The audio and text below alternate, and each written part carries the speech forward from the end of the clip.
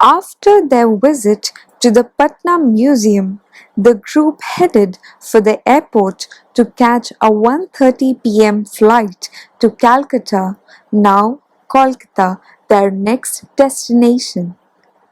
2 hours later, they found themselves in the bustling, heavily populated city that in the days of the British Raj had been the country's capital. For Shinichi Yamamoto, Calcutta had a special meaning. Here, the great Indian poet Tagore, whom he so admired, was born and raised and spent his final days. Rabindranath Tagore (1861 to 1941) was not only a poet but a novelist, dramatist, composer, and painter. He also gained repute as a great educator and philosopher. Born in May 1861 to an illustrious family that had produced many talented individuals, Tagore already showed great poetic ability as a child and received part of his education in the United Kingdom. Later, managing his family's holdings, he came to learn firsthand of the peasants' lives in the Bengal region, his homeland. Through his experience, he became aware of the harsh realities of his country, which was plagued by ignorance, poverty, and human desolation. It was a catalyst that led to his social and political awakening and prompted him to write many works rich in sharp social criticism.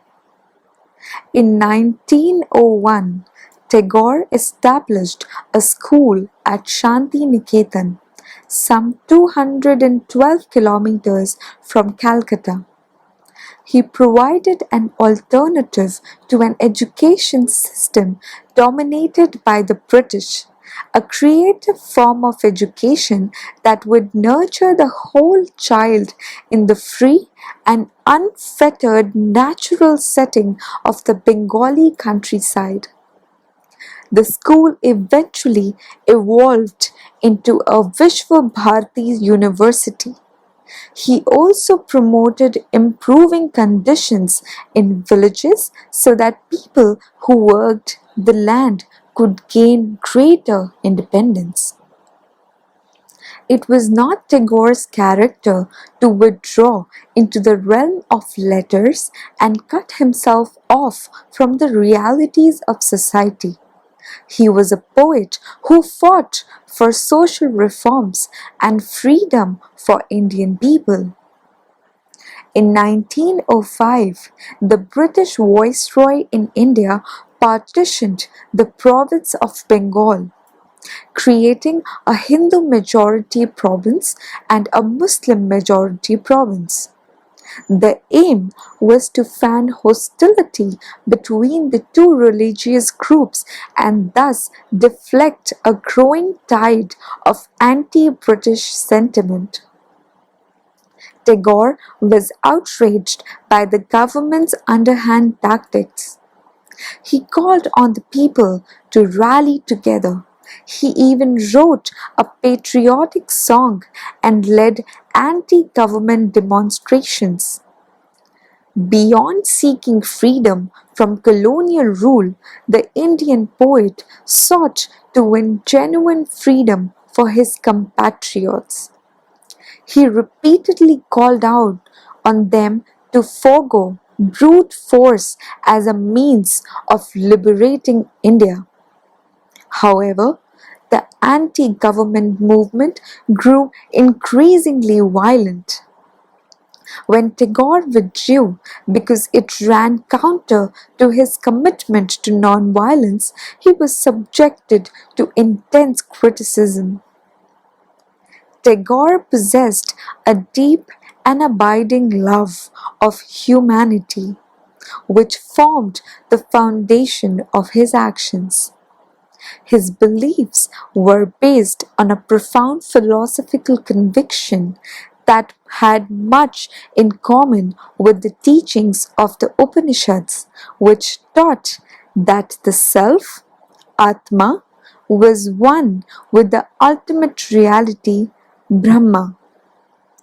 Tagore found the practical application of this doctrine in Buddhism. It was the subject of his word sadhana, the realization of life, in which he employed the allegory of the lamp. A lamp that only stores oil, remaining unlit, represents an unenlightened self unaware of its purpose.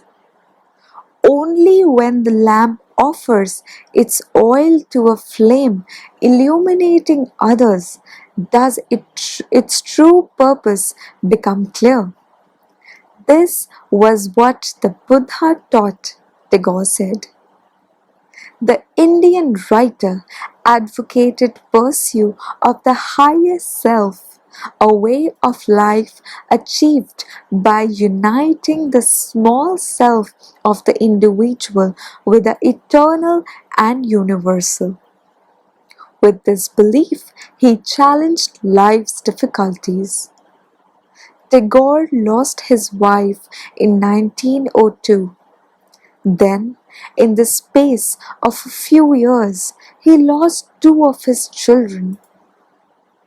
He weathered these tragedies, continuing to write as he searched for the soul of the infinite within the finite.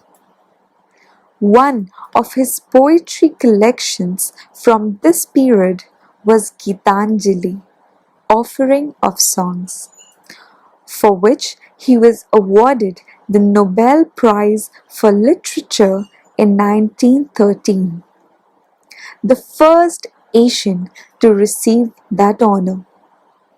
Overnight, people's attitude towards him changed. He was presented with a doctorate from the University of Calcutta and knighted by the British Crown in 1915. In 1919, however, to protest the Amritsar massacre in which British troops fired indiscriminately on the unarmed civilians, he renounced his knighthood. His gesture rekindled self-respect in the Indian people and inspired great courage in them. Tagore was an intimate of Mahatma Gandhi. Though their views differed on many points, they were friends who shared a deep spiritual bond. In a turbulent age, the turning point in India's modern history, these two spiritual giants worked to cultivate the vast potential of India's masses. What angered Tagore most was the domination of human beings by other human beings, the menacing of nations by other nations. When Japan invaded China, he wrote a poem expressing his outrage at such militarism. Having visited Japan a number of times, he was immensely disappointed at this violation. But the flames of war were now raging not only in the Far East, they were spreading through other parts of the world as well. In Europe, Germany had begun a campaign of aggression against its neighbors. Towards the end of his life, Tagore felt deep pain and grief at the events unfolding around the world. He was eventually bedridden for a serious illness, but through it all, the poet never forgot his sense of humor. His spirits were always brimming with vitality and good cheer. even when he no longer had the physical strength to write. Until his final days, he continued to compose poems by dictation, poems that condemned the human folly of war, that sang of life's wonder. Tagore did not live to see Indian independence. On August 7, 1941, he died peacefully in his sleep at his home in Calcutta. He was 80. Shinichi felt deep empathy for this great Indian champion of the spirit. As a teenager, whenever he had saved up enough money, he would run to a second-hand bookstore and buy books to quench his spiritual and intellectual thirst. One of the books he bought was a collection of Tagore's poetry. Because of this, Shinichi felt a particularly strong affinity for Calcutta, where Tagore had spent so much of his life. Looking at the bustling streets as he and the others made their way by car from the airport into the city, Shinichi sensed the vibrant energy of the Bengali people that Tagore loved so dearly. Streetcars ran back and forth, and rickshaws weaved their way through traffic.